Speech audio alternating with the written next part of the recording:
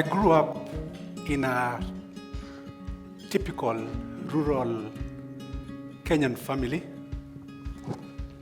My father was among the early beneficiaries of missionary education. He went to Mangu School and later proceeded to Makerere, where he studied linguistics. He ended up being a secondary school principal. I don't know whether it was by design that he ended up marrying from prominent families. His first wife is from the legendary Gor Mahia family. The second, a scion of the Akuku clan. Tall, elegant, unassuming Nyar Denja, my mother. Of course, he went ahead and added a third from another prominent family. As you can clearly envision, I grew up in a large, happy family of 22 siblings. Growing up, Dad stayed at his place of work. So he would come on Friday, make sure that all the three households were adequately catered for. Given that Dad stayed away from home, my mother took a very significant, or played a very significant role in my life. She was a primary school headmistress, renowned in the community as a strict disciplinarian.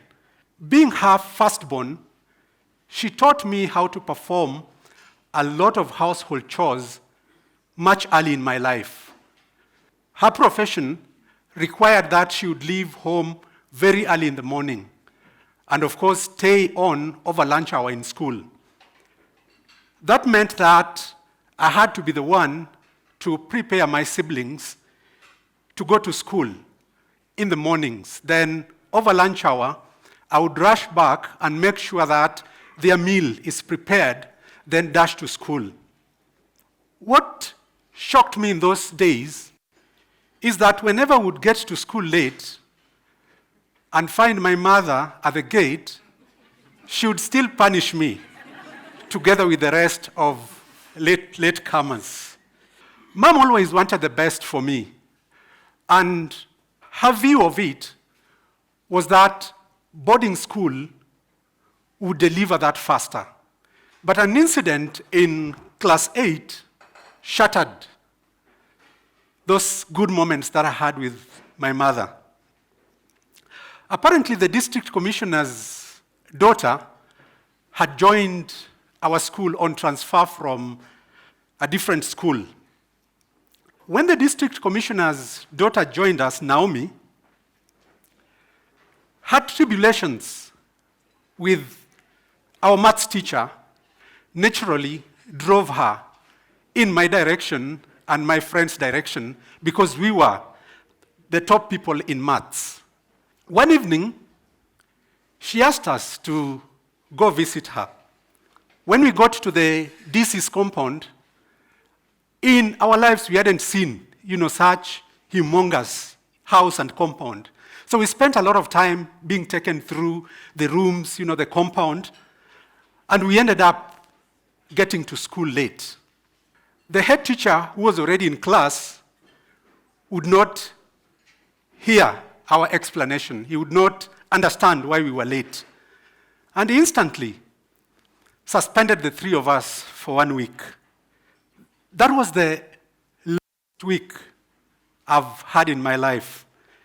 Carrying the suspension letter, I went home. Nyar Denja would not take it.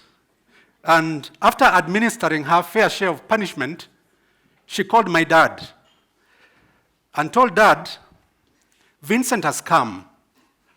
So what we need to do, you need to show him the location where he builds his Simba. Those who come from that side of the world knows what a Simba means. A Simba is basically a house that shows that you are now a man ready to marry.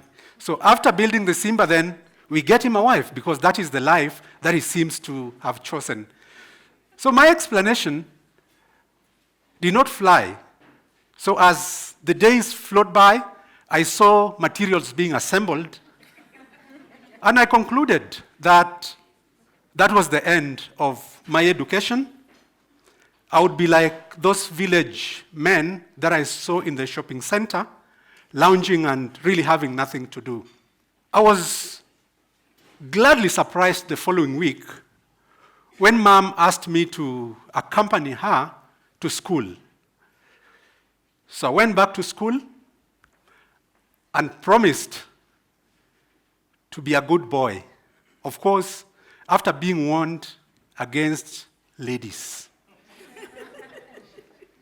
Mom took me with her whenever she visited our grandfather. What really perplexed me about my grandfather is how he was able to control that big family. He was a socialist at heart, and most of the days, all the 41 wives and the children would actually work in one garden. I've mentioned that he had huge tracts of land. Grandfather loved tales, folklore. And one time, after concluding the Nyamgondo Wodombare folklore, he looked at me and said, "My grandson, you must treat women very well.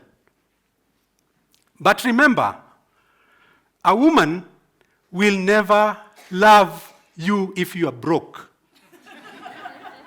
So work hard in school." In my adult life, I've taken mental picture of that.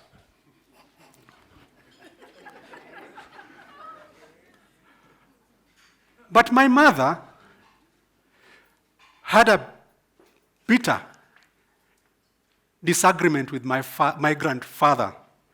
Apparently, I came to learn that grandfather would educate his children to the best level where their brain would take them. So my mother was educated to where her intellect would take her. But there was a rider to that. After they were educated, he had a rule that half of their salary would actually go into a kitty that he managed.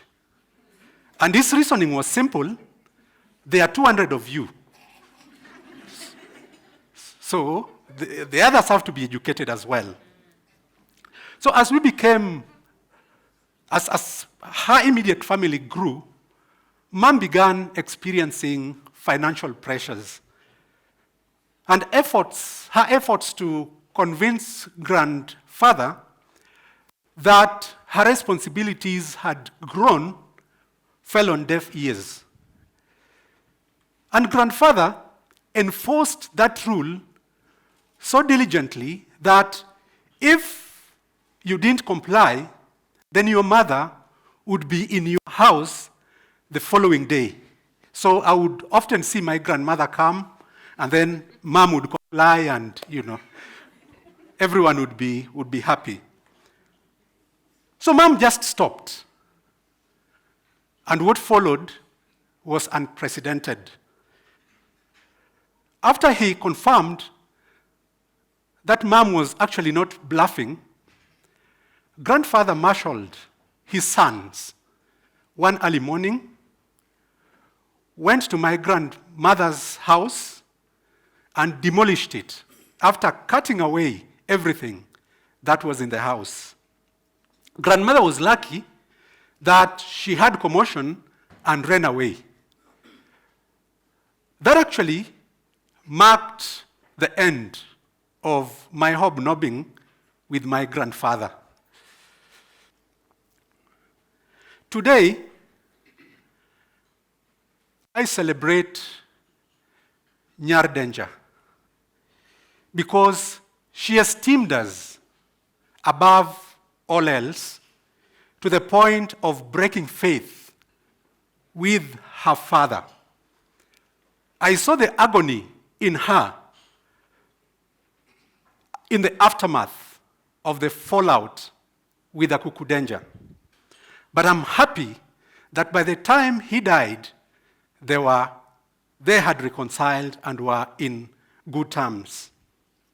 Raising us, the 7 of us, was never easy for her because along the way, Dad concentrated on the other 2 families because he considered my mom as having income.